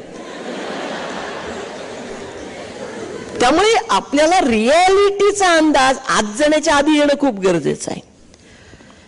दुसरा प्रॉब्लेम असा आहे की इंजिनिअरिंग मध्ये आमच्याकडे जे ऑप्शन फॉर्म भरतात तेव्हा हल्ली एजन्सीज निघाल्या तर त्याची सर्व्हिसेस, आमच्याकडे कशाची सर्व्हिस निघेलीची गॅरंटी नाही. ऑप्शन फॉर्म भरून देण्याची सर्व्हिस 2-2.5 हजार रुपये घेतात. कशाचे? नाही ऑप्शन फॉर्म कसा भरायचा सांगतो म्हणले. अरे काय गरज आहे, तुम्हाला विशलिस्ट दिली आहे, मला व्हिजिट यायला मिळेल का नाही, गेल्या वर्षी कितीला कट ऑफ होता, तुला काय करायचं, तुला विशलिस्ट दिली भर ना, मिळालं तर मिळालं, कॉम्प्युटर ठेवलाय तिथं बघायला. पण आमच्याकडं कट ऑफ गेल्या वर्षीचे, त्याच्या गेल्या वर्षीचे, मग माझे मार्क किती, माझं पर्सेंटाईल किती, मग मी त्याच्यात बसीन का नाही. गरज नाही, म्हणून तुम्हाला 100 चॉईस दिलेत, एक नाही. त्यामुळे जे तुम्हाला आवडतंय, इथं आपली आवड आहे हो. म्हणजे इथं कसं झालंय माहितीये का, परमेश्वर म्हणतो वर माग, आम्ही म्हणतो आपल्याला काय लोखंडच मिळणार, लोखंडाचीच कोराड मागायची. अरे कशाला, सोन्याची माग मागताना कदाचित मिळून पण जाईल. आणि म्हणून जे आपल्याला विशलिस्ट आहे, जी आपली आवड आहे, त्याप्रमाणे प्रेफरन्सेस भरा. कृपा करून प्रेफरन्स भरताना उलटा पालटा भरू नका, कारण 10 भरल्यानंतर मुलांचा पेशन्सच संपतो. मग 11वी कधी हा टाक, कुठं तो टाक करत पुढे जातात. आणि कॉम्प्युटर कसं तुम्हाला ऍडमिशन देतो ते पहिल्यांदा सांगतो. तुमचा एक मेरिट लिस्ट नंबर आहे, समजा 11,200, तर 11,199 मेरिट लिस्ट नंबरच्या मुलांच्या कॉलेज अलॉटमेंट होईपर्यंत तुमच्या प्रेफरन्स फॉर्म कडे कॉम्प्युटर ढुंकून पण पाहत नाही, हट म्हणतं. जेव्हा तुमचा फॉर्म समोर येतो तेव्हा कॉम्प्युटर तुम्हाला 2 स्ट्रीम मधनं प्रयत्न करतो. एक लक्षात ठेवा, तुम्ही आता जेव्हा फॉर्म भरणार तेव्हा जेईचे मार्क भरणं अपेक्षित आहे, महाराष्ट्राच्या बोर्डाचे मार्क भरणं अपेक्षित आहे. कारण तुम्हाला जेई कोटा आहे वेगळा 15%, त्या जेई कोट्यातनं तुम्हाला 15% सीट्स मिळणार आहेत. त्यामुळे कॉम्प्युटर पहिल्यांदा काय बघतो, काय मागितलंय, व्हिजिट आहे मेकॅनिकल, जेई कोट्यात उपलब्ध आहे का, नाही. 12वी प्लस जेई कोट्यात उपलब्ध आहे का, नाही. चल पुढं, दुसरं, तिसरं, चौथं, 5वं, 6वं, 8वं, 8व्याला त्याला सापडतं, येस जेई कोट्यात उपलब्ध आहे, देऊन टाक. तो 9वं वाचतच नाही, कारण गरजच नाही ना, तो म्हणतो तुमचा प्रेफरन्स दिलाय ना, मग 8वा हा बेस्ट पॉसिबल प्रेफरन्स, त्याच्या खालोखाल 9वा आहे, 8वा दिल्यावर 9वा बघायचा कशाला. आणि म्हणून तो प्रेफरन्स भरताना अतिशय काळजी घ्या. आणि जे आता 11वी 12वीत जाणार त्या विद्यार्थ्यांसाठी एक महत्वाचं, काल अनाउन्समेंट झाली आहे, GRE निघेल, यापुढे जेईची गरज नाही महाराष्ट्रातल्या इंजिनिअरिंग कॉलेजमध्ये प्रवेश घेताना.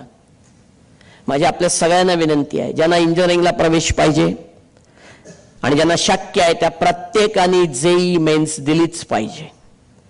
याचं कारण असं आहे की जेई रद्द होणार नाहीये, राष्ट्रीय स्तरावर जेई चालूच राहणार आहे. महाराष्ट्रापुरते जे प्रवेश आहेत ते महाराष्ट्राच्या सीईटीतनं होणार आहेत. जेई मधनं महाराष्ट्रातल्या प्रत्येक इंजिनिअरिंग कॉलेज मधल्या 15% जागा भरल्या जाणार आहेत. त्यामुळे जेई दिली नाहीत तर त्या 15% जागाला तुम्ही मुकणार आहात.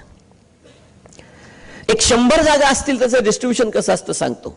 एखादं चांगलं प्रायव्हेट इंजिनिअरिंग कॉलेज त्याला 100 जागा आहेत मेकॅनिकलला, डिस्ट्रीब्युशन काय, 100तल्या 20 जागा मॅनेजमेंट कोटा, 15 जागा जेई कोटा, खाली उरले 65, 65मध्ये 52% रिझर्वेशन, खाली उरले 32, 32मध्ये 30% जागा या आउटसाइड मुंबई युनिव्हर्सिटीसाठी आहेत. म्हणजे खाली उरले 22, 22तल्या 30% जागा मुलींसाठी राखीव आहेत. त्यामुळे खाली उरले 16. ओपन जनरल कॅटेगरीतल्या मुलांना 100तल्या 16 जागा उपलब्ध आहेत MSCET इंजिनिअरिंग परीक्षेमधनं. आणि मग जर त्यांना 15 ऍडिशनल हवे असतील तर त्यांना जेई देणं भाग आहे. जेई ऍडव्हान्स देणं काहीच गरजेचं नाही, कारण ती फक्त IIT साठी आहे. पण जेई मेन्स ही दिल्यानंतर हा 15% कोटा तुमच्याकरता खुला होतो. परवा IIIT ची मोठी बातमी आली पेपरला, IIIT महाराष्ट्रात, एकही पोरगं महाराष्ट्रातलं जाणार नाही IIITत. कारण का, एलिजिबिलिटी वाचन त्याची, एलिजिबिलिटीत लिहिलंय जेई कंपल्सरी. आमची पोरं म्हणा कशाला जेई, आता महाराष्ट्राची सीईटी झालं काम, IIIT मिळणारच नाही. त्यामुळे जेई जरी कंपल्सरी नसली तरी ती ऑप्शनल आहे, ती दिलीच पाहिजे असं माझं मत आहे. माझे जेईचे क्लासेस नाहीत.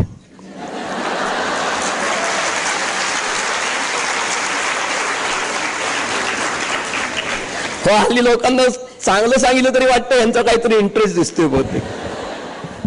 एक तर मी पुण्याचा माणूस, त्यामुळे क्लास असले तरी मुंबईत असायची शक्यता आणि माझ्या नाहीच आहेत. पण मी हे का सांगतोय तर खूप गैरसमज निर्माण होत आहेत की आपल्याला काय गरज आहे आता ती जेई द्यायची. पण द्या, ठीक आहे ना. माझं म्हणणं ते सीबीएसईचा अभ्यासक्रम काय आहे, एक्स्ट्रा आहे तो नका करू. 11वी 12वीच्या अभ्यासक्रमावर किती मिळतील तेवढे मिळतील मार्क, पण किमान तो जरी कोर्टात चान्स तर मिळेल. त्यामुळे तो चान्स घ्या. त्यामुळे इंजिनिअरिंग ऍडमिशन ही अत्यंत महत्वाची आहे. त्याच्याकरता जेवढ्या सीट्स आपल्याला मिळवता येतील तेवढ्या मिळवल्या पाहिजेत. आता आमच्याकडे 2 भारतामध्ये इंजिनिअरिंग कॉलेज अशी आहेत की जिथं कुठलीच सीईटी लागत नाही, फक्त 12वीच्या बोर्डाच्या मार्कावर प्रवेश.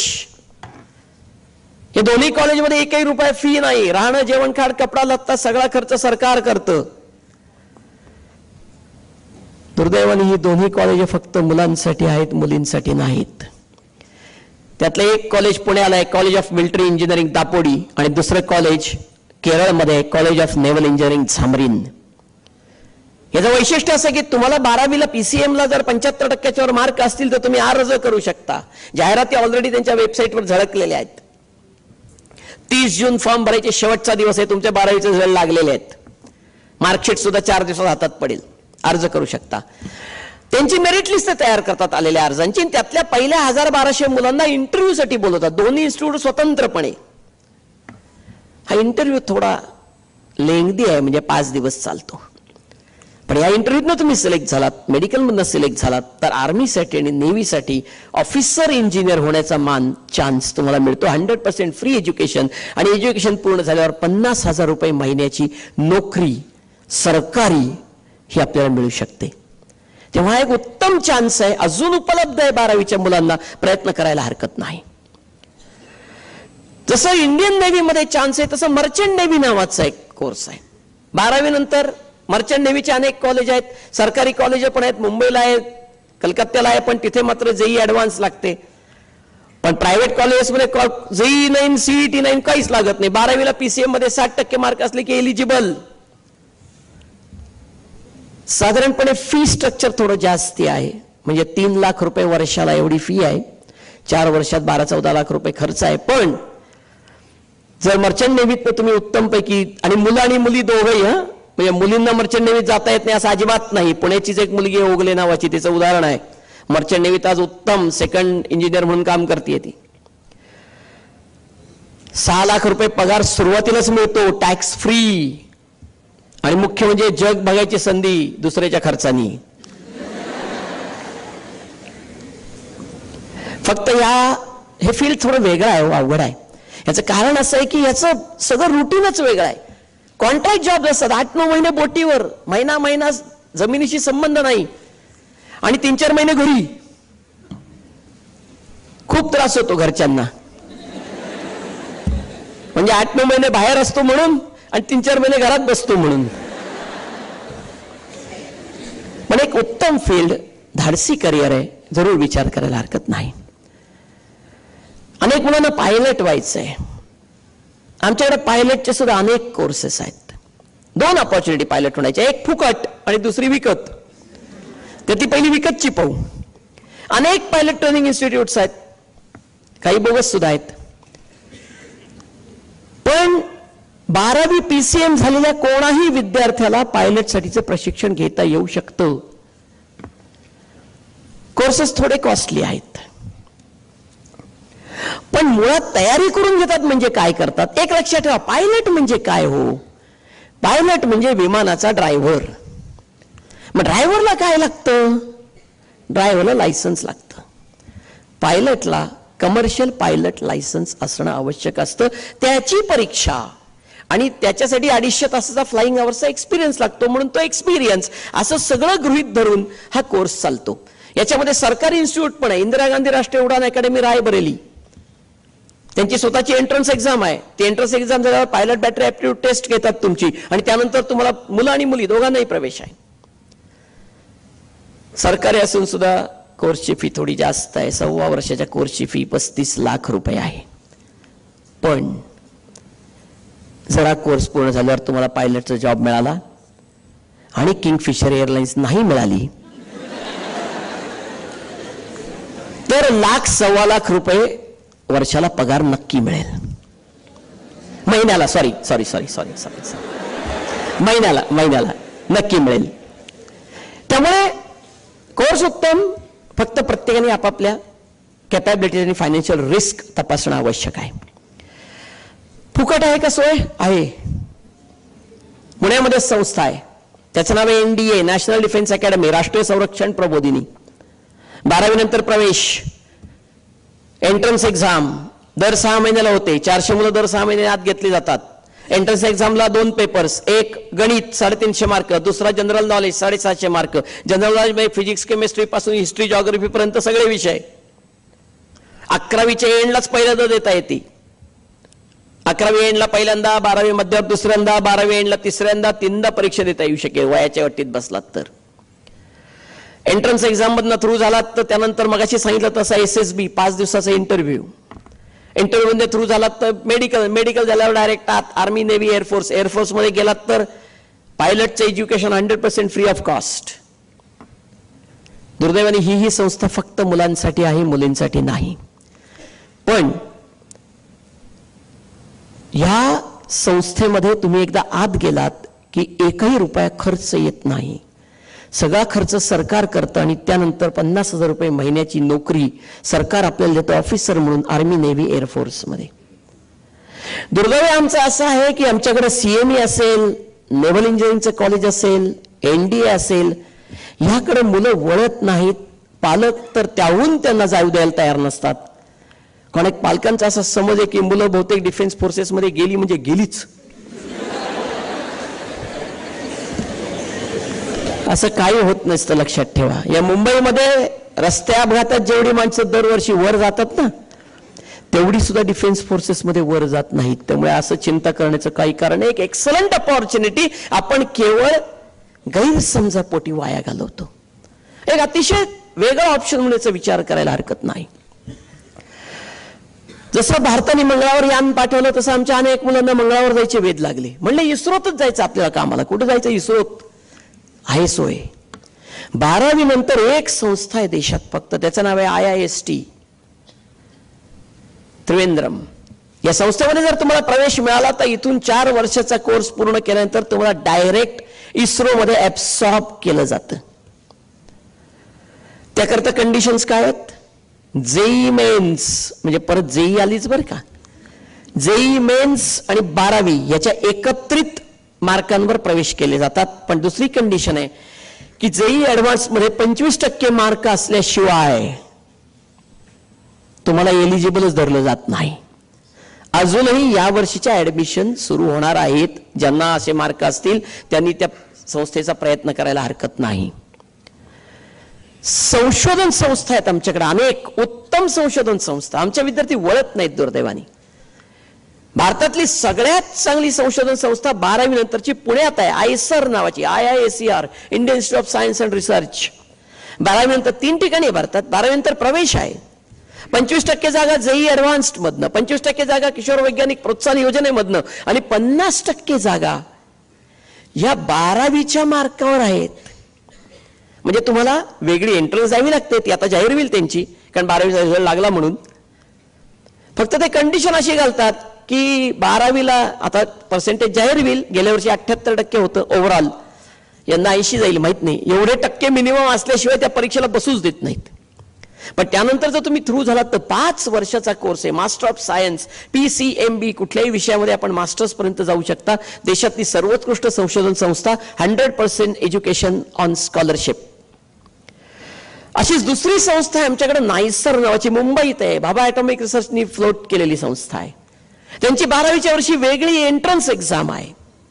त्या एंट्रन्स एक्झाम मध्ये आम्ही थ्रू झालो तर आम्ही नायसरलाही 5 वर्षाचा असाच PCMB कुठल्याही ब्रँच मध्ये तुम्ही संशोधन क्षेत्रात पुढे जाऊ शकता. बायोटेक्नॉलॉजी, आमच्याकडे अनेक विद्यार्थ्यांना बायोटेक्नॉलॉजी फील्ड्स मध्ये जायचंय. बायोटेक्नॉलॉजी फील्ड मध्ये जाण्याकरता मुळात 11वी पासून PCMB घेणं आवश्यक. 2, बायोटेक्नॉलॉजी फील्ड आहे ते संशोधनाचंच फील्ड आहे, इट्स R&D. आणि त्यामुळे R&D BSc ला चान्स नाही, किमान MSc. आणि खरं तर PhD पर्यंत गेल्याशिवाय बायोटेक्नॉलॉजी क्षेत्रामध्ये करिअर मिळण्याची संधी कमी आहे. त्यामुळे 10वी नंतर 10 वर्ष शिकण्याची ज्यांची मानसिक, शारीरिक, आर्थिक कुवत आहे त्यांनी बायोटेक्नॉलॉजीच्या ऑप्शनचा जरूर विचार करावा. 12वी नंतर आमच्याकडे 12वी नंतरचे डिप्लोमा कोर्सेस आहेत. For example diploma in surface coating technology. आज आम्ही कुठलीही वस्तू विकत घेताना पहिल्यांदा काय घेतो तर बघतो, तर रंग बघतो, खुर्चीपासून गाडीपर्यंत. हे रंगांची दुनिया आहे. 3 वर्षाचा कोर्स आहे. 2 वर्ष ऍक्च्युअल थिअरी आणि 1 वर्ष इंडस्ट्रीत कामच करावं लागतं. 3 वर्षाच्या कोर्समध्ये त्या 1 वर्षात मुलाला अनुभव मिळतो, पगार मिळतो आणि त्या पगारात त्याची 3 वर्षाची फी भागते. एक उत्तम रोजगार प्रवण कोर्स. दुसरा डिप्लोमा इन रबर टेक्नॉलॉजी, मुंबईत कोर्स आहे, एकच कॉलेज, 2.5 वर्ष थिअरी, 6 महिने प्रॅक्टिकल, उत्तम रोजगार प्रवण कोर्स. तिसरा डिप्लोमा इन फार्मसी, ज्यांनी फार्मसीची एंट्रन्स एक्झाम दिली नाही पण ज्यांना आता फार्मसीत जावं वाटते त्यांच्याकरता अवेलेबल आहे डिप्लोमा इन फार्मसी. 2च वर्षाचा डिप्लोमा कोर्स आहे. 2ऱ्या वर्षाचा मार्कांवर डायरेक्ट सेकंड इयर फार्मसी डिग्रीला प्रवेश आहे. त्यामुळे डिग्रीची पण सोय उपलब्ध आहे. आणि डिप्लोमा फार्मसी झाल्या विद्यार्थ्यांना पण फार्मसी क्षेत्रामध्ये फार्मासिस्ट म्हणजे दुकान पासून ते सेल्स अँड डिस्ट्रीब्युशन पर्यंत अनेक जॉब्स उपलब्ध आहेत. डिप्लोमा इन हॉटेल मॅनेजमेंट मगाशी जसं सांगितलं तसा तोही कोर्स 12वी नंतर डिप्लोमाचा उपलब्ध आहे. या 4ही कोर्सेसची स्वतंत्र जाहिरात डायरेक्टरेट ऑफ टेक्निकल एज्युकेशन लवकरच काढेल. डायरेक्टर ऑफ टेक्निकल एज्युकेशनच्या संकेतस्थळावर त्यासाठी आपल्याला लक्ष ठेवणं अत्यंत आवश्यक आहे. सांगायचा उद्देश असा आहे की आपल्याकडे करिअरचा पॅनोरमा आहे. किती कराल, कुठलं निवडाल तेवढं थोडंच आहे. फक्त प्रश्न असा आहे की आम्ही जे कुठलं करिअर निवडणार आहोत त्या करिअरमध्ये झोकून देऊन काम करणार आहोत का नाहीत. कारण दुर्दैव असं आहे की आमच्याकडे विद्यार्थ्यांना करिअर हवं असतं पण झोकून देऊन काम करायची तयारी नसते. गंमत आज आमच्याकडे फिल्म इंडस्ट्रीमध्ये 1970 पासून 2015 पर्यंत गेली 45 वर्ष एक सद्गृहस्थ राज्य करतायत. त्यांचं नाव आहे अमिताभ बच्चन. त्यांची आत्ताच एक नवीन फिल्म पण रिलीज झाली. काय नाव आहे? पिकू. 45 वर्ष, गंमत नाही. आजही 16 तास वयाच्या 70ीत काम करतायत. कधी वाचलं का कुठल्या इंटरव्ह्यू मध्ये त्यांच्या फार काम पडतो बा, 16 तास काम करावं लागतं असं म्हणलेत कधी? कधीच नाही. त्यांना समजतच नाही 16 तास गेले कधी. ह्याला झोकून देऊन काम करणं म्हणतात. एकदा 16 तास अभ्यास करून बघा म्हणजे कळेल काय असतं 16 तास म्हणजे. काय असं होतं याचं एकमेव कारण आम्ही तेवढ्या डेडिकेशननी झोकून देऊन काम करत नाही. आम्हाला फक्त यश पाहिजे हो, असं यश मिळत नाही. आपल्यापैकी अनेकांनी 3 इडियट्स नावाचा सिनेमा पाहिला असेल. त्यात आमिर खान आपल्या मित्राला सांगतो, म्हणजे करिअरचा सारांश खरं तिथंच आहे. आमिर खान मित्राला सांगतो की अरे कामयाबी के पीछे मत भागो, काबिलियत के पीछे भागो. काबिलियत आ जाए तो कामयाबी अपने आप पीछे से आती है. आमचं दुर्दैव असं आहे की आम्ही कामयाबीच फक्त घ्यायच्या मागे पळतो, काबिलियतसाठी प्रयत्न करत नाही. जर आम्ही खऱ्या अर्थाने आमची आवड आणि नावड दोन्ही लक्षात घेऊन, आमच्या ऍप्टिट्यूड लक्षात घेऊन काबिलियत बनण्यासाठी जर काही प्रयत्न केले तर कुठल्याही करिअरमध्ये गेलो तरी आम्हाला यशच फक्त मिळू शकतं. एक शेवटची गोष्ट सांगायची आहे, ती विद्यार्थ्यांनी पाय तर कान बंद करायला हरकत नाही, पालकांसाठी आहे, पण सांगणं अत्यंत आवश्यक आहे म्हणून सांगतोय. कारण सध्या माझ्याकडे येणाऱ्या बहुतेक प्रॉब्लेम्स मध्ये तो मोठा प्रॉब्लेम आहे. 10वीचा रिझल्ट लागेल आता. पालकांनी ऑलरेडी प्रॉमिस केले मुलांना, काय 10वी नंतर बक्षीस मोबाईल. बरं आता प्रॉब्लेम असा आहे की हल्ली मुलांना तो बटनाचा मोबाईल चालत नाही, तो आदिमानव वापरत होता म्हणतात. आता तो स्मार्टफोन असा उडवायचा. काही दिवसांनी पोरं पालकांना पण असेच करायला लागतात. दुर्दैवाने जगातलं मोस्ट डिस्ट्रॅक्टिंग इन्स्ट्रुमेंट म्हणून ज्याला जगन्मान्यता मिळाली आहे त्याचं नाव मोबाईल फोन. आणि त्यामुळे तुम्ही कुठल्याच गोष्टीत, अभ्यासात असो, कॉलेजमध्ये असो, क्लासमध्ये असो, कशातही असो, कॉन्सन्ट्रेशन करूच शकत नाही, कारण तो सारखाच तुम्हाला त्रास देतो.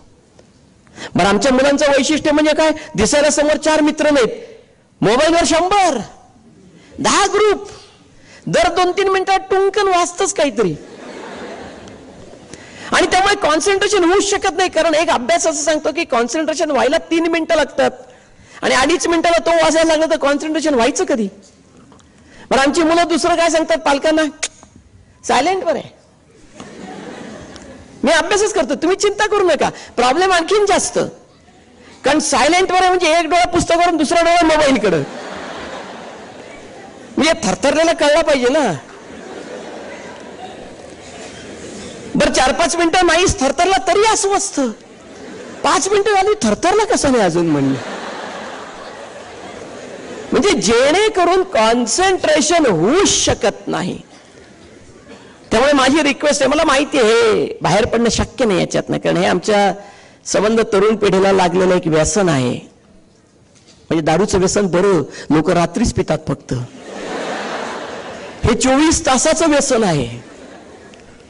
त्यामुळे या व्यसनातनं मुक्ती मिळणं काही शक्य नाही. माझं म्हणणं कमी करता आलं तर बरं होईल. किमान अभ्यासाच्या वेळेला कॉलेजमध्ये क्लासमध्ये हे इन्स्ट्रुमेंट बंद, थरथरणाऱ्या मोडवर नाही, जर ठेवता आलं तर खरंच फायदा होईल. आपल्यापैकी कोणालाही ओबामाचा किंवा मोदींचा कॉल येण्याची शक्यता नाही. त्यामुळे हुकला तर काय घ्या असं काही होणार नाही. त्यामुळे कृपा करा, तुमच्याच भल्यासाठी आहे. वेळ निघून गेल्यानंतर काहीच उपयोग होत नाही. करिअरमध्ये खरंच काही घडवायचं असेल तर ही काही पथ्य पाळावी लागतील. अशी पथ्य पाळून आपण जर स्वतःची आवड आणि स्वतःची नावड लक्षात घेऊन, ॲप्टिट्यूड लक्षात घेऊन झोकून देऊन काम केलं तर आपल्यापैकी प्रत्येकाला उत्तम करिअर मिळणारच आहे. ते मिळण्यासाठी सगळ्यांना शुभेच्छा. धन्यवाद.